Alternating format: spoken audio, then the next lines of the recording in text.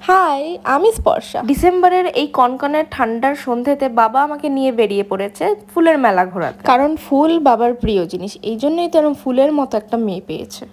ঢুকেই আমরা সুন্দর সুন্দর বিভিন্ন ভ্যারাইটিসের ফুল দেখে নিলাম, যেগুলোর নামও এখন আমার মনে নেই। বাট সেই সময় বাবা আমাকে সব ফুলের নাম বলছিল, ইচ অ্যান্ড এভরি ডিটেলস, মানে ফুলের ব্যাপারে পুরো হিস্ট্রি দিচ্ছিল। অ্যান্ড চারিদিকটা এত কালারফুল ফ্লাওয়ার্স দেখে তো আমার মনটা খুবই শান্তি হচ্ছিল, কারণ আমিও কিন্তু ফুল খুবই ভালোবাসি। যে ফুল বা গাছ আমরা সচরাচর আশেপাশে দেখতে পাই না, বাট চাকদার ফুলের মেলায় কিন্তু সব ইউনিক জিনিসপত্র থাকে। এন্ড বাবা এখানে প্রায় অ্যানালাইজ করছে গাছের ব্যাপারে।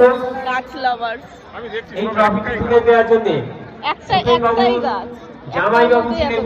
এখানে কিন্তু শুধু ফুল বা গাছ না, এখানে কিন্তু এক্সিবিশনও হয়। চাকদার যারা বিজনেস ওমেন তারা এখানে একটা ছোট্ট এক্সিবিশনও করে। আর ওখানেরই একটা স্টল থেকে আমাকে বাবা একটা অ্যান্টি টার্নিশের ওয়াচ অ্যান্ড একটা অ্যান্টি টার্নিশের ফিঙ্গার রিং কিনে দেয়।